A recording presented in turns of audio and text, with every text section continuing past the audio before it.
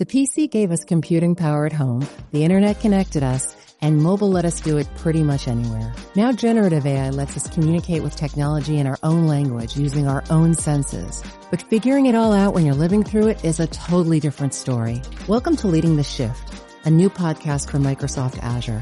I'm your host, Susan Ettlinger. In each episode, leaders will share what they're learning to help you navigate all this change with confidence. Please join us. Listen and subscribe wherever you get your podcasts.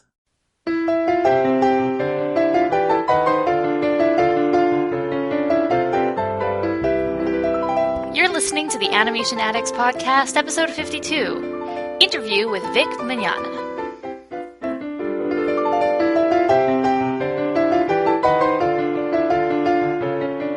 This podcast is brought to you by Audible.com. Audible is the internet's leading provider of audiobooks with over 100,000 downloadable titles to choose from. For listeners of the Animation Addicts Podcast, Audible is giving you a free 1-month trial of their incredible service so you can test it out for yourself. This allows you to download one book, which is yours to keep. You can keep it forever. You listen to it, and you can listen to it again and again and again.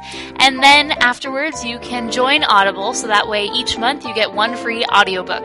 It's really awesome. Chelsea and I use the service, and we love it. It's fantastic. It gives us a chance to broaden our horizons and to learn all sorts of new things. One book you might want to check out is The Legend of Sleepy Hollow by Washington Irvine. This is a classic Halloween novel, and I know Halloween is still over, but maybe if you're getting a bit nostalgic for October and you miss it already, check out The Legend of Sleepy Hollow and you'll be very, very surprised. And you can also then go and compare it to the different adaptations, both animated and live action, that have been done over the years. So for your free audiobook, go to rotoscopers.com/audible. Welcome to the Animation Addicts Podcast, Disney, DreamWorks, Pixar, Don Bluth, and everything in between. I'm Morgan Stradling, and I'm here to introduce a new segment that we are going to be doing for a little while with Whitney Grace from Animated Views. She is going to be doing some interviews for us, which will allow us to release our episodes on a weekly basis.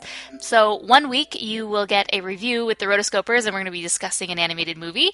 And then the next week will be an interview with someone from the animation world. So very, very exciting. This allows you guys to get more of your animation addiction every single week. So without further ado, here's Whitney.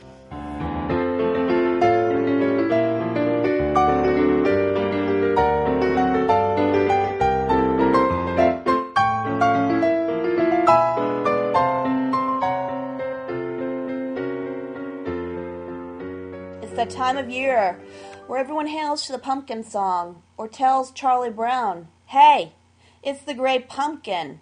Or we might head on over to the Fright Side and hang out with Scary Godmother and her wickedly cool cat, Boozle.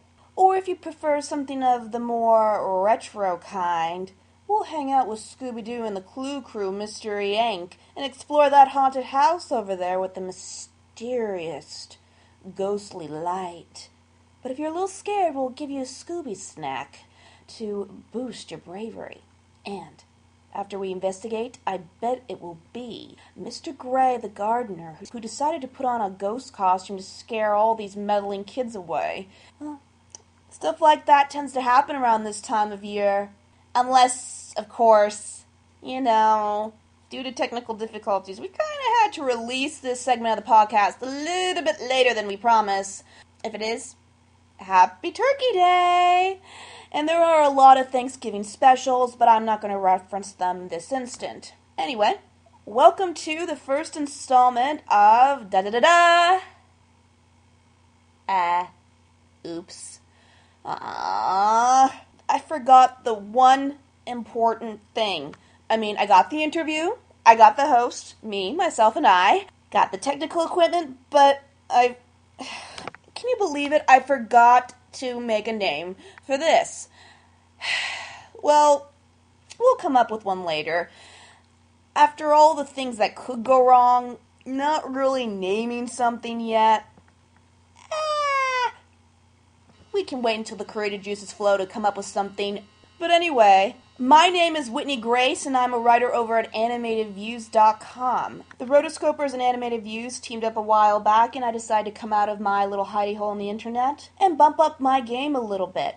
Animated Views, for those who do not know, is one of the oldest and most reliable animation news sites on the web. We have been around for, hold the applause please, a decade, and will continue to be around for a whole lot more, bringing you the best when it comes to news, trends, and what is hot in the animation world. I know, it's a promo. Might not be my best, but hey, it's my first, so cut me a little slack.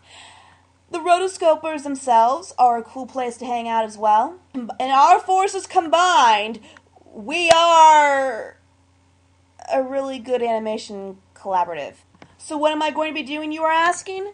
I'm going to be interviewing people who have first-hand experience in the animation industry. I will be talking to everyone from the voice actors who give the characters we so love life, to the creators behind these shows, as well as to animators themselves, or anyone else with a connection. My mission is to bring you stories that you might not necessarily get in the basic interview or news report. Simple as that. But the most important thing is that we have fun. Yay, fun. So that takes care of the basic housekeeping, except for how you guys want to contact me, if you want to do so at all. The best way to do that is via Twitter. I love Twitter.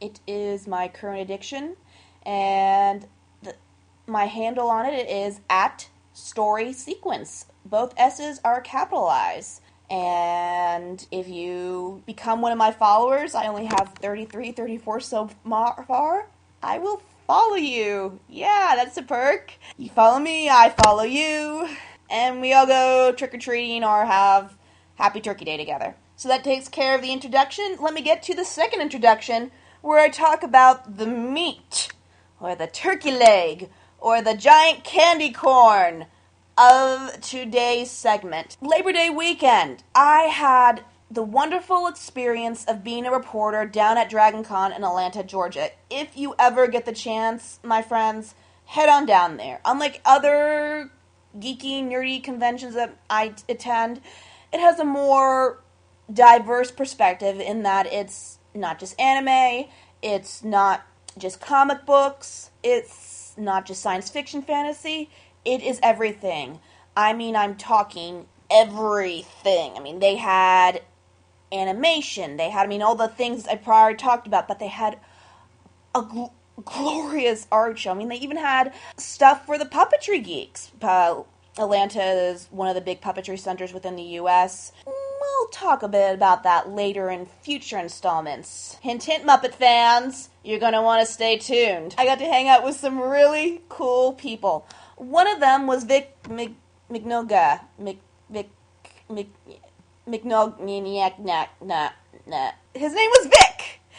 And I'm having a hard time pronouncing his last name. That's okay. We had a little bit of an identity crisis when we met each other. Don't worry, we resolved it. And he gave me some of his time to talk about his career. For those of you who do not know, and for those of you who do, and I'll just refresh your memory, Vic is a famous anime voice actor. He's not your regular American voice actor, so you're not going to hear him in your usual Disney or Cartoon Network cartoon. You're going to hear him in stuff from Funimation, Viz Animation. He has been in Dragon Ball Z as Broly. He was in Ouran High Host Club.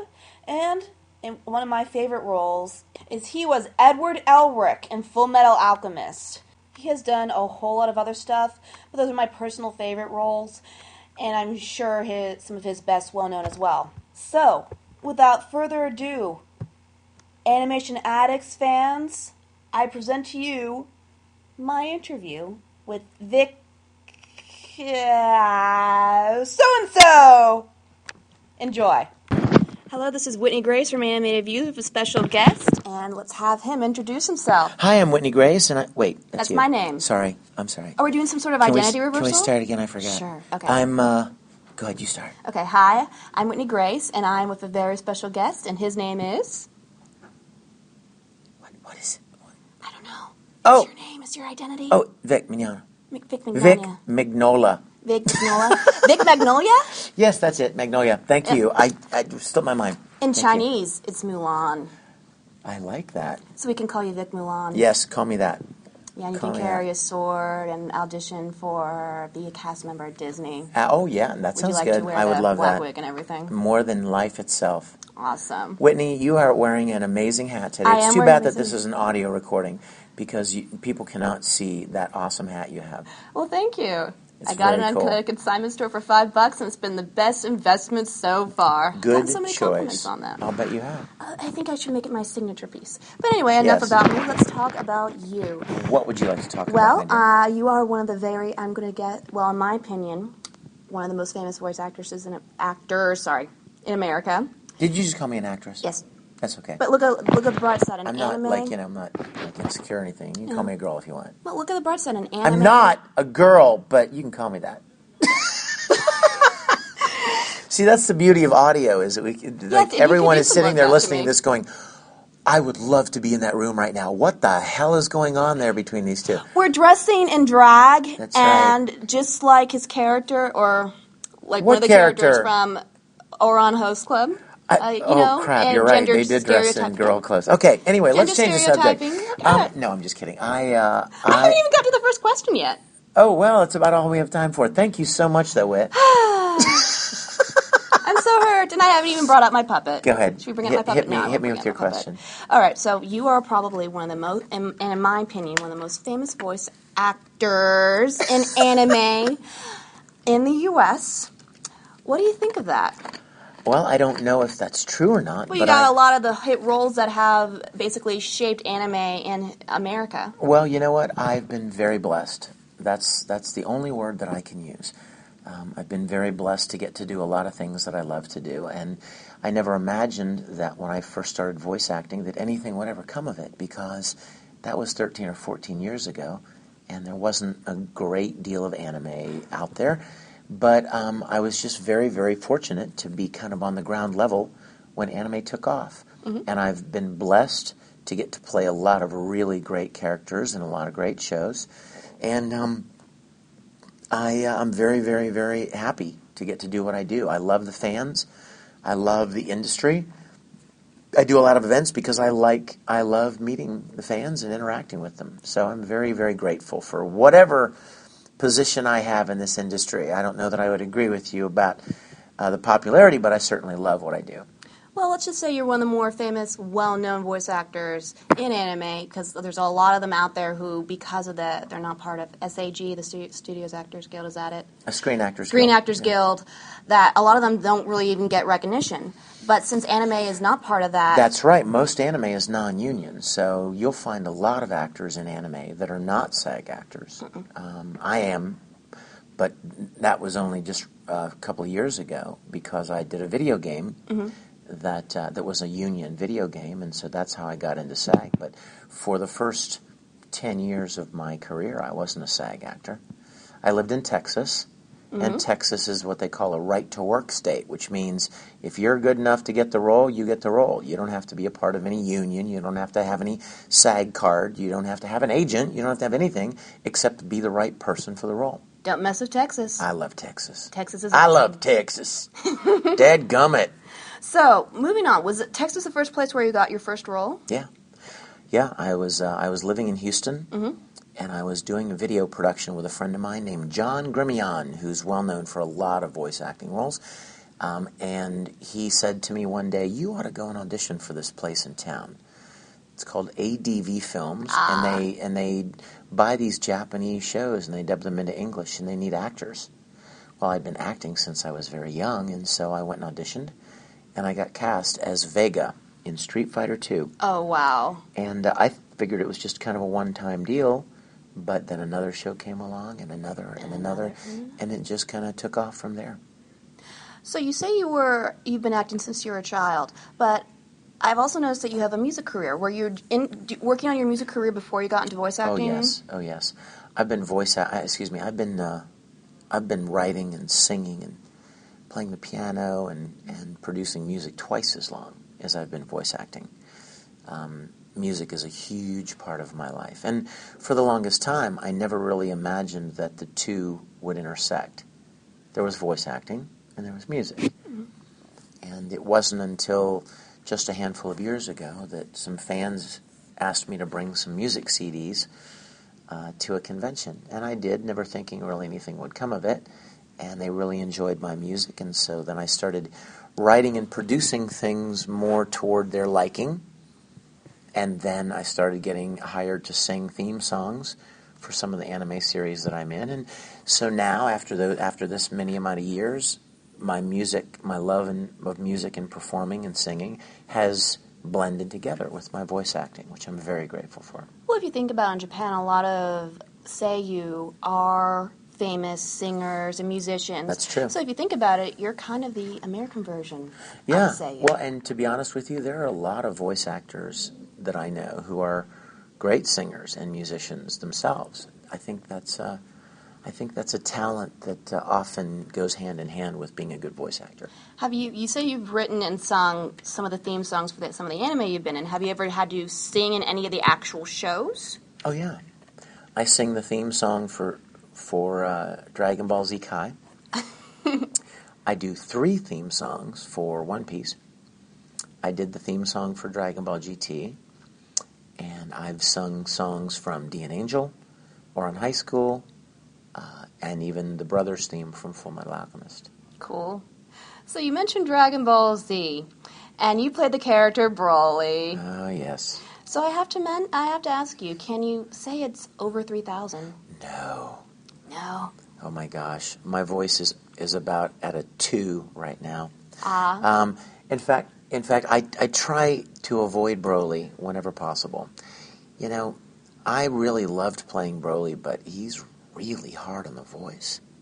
I can imagine. All you have to do is listen to him for about 10 seconds. You're like, man, that had to hurt doing it for a long time. Well, I can imagine, especially in Dragon Ball Z, everyone's yelling, "He's so powerful!" That's right. And I can do it because that was awesome. Thank you. But yeah, and I must apologize because you've caught me at the end of a weekend of talking all day long in a very loud room here at Dragon Con, talking to all the fans and talking above all of the noise and the ambience in the room. So my voice is pretty shot right now. Well, in that regard, we're getting the signal to end this interview quickly. Let me ask you, I'm sure you get a lot of questions about what your favorite part is and everything like that, but I'm going to do something different. I want to know what your favorite American cartoon is. Oh, Whitney, look at you.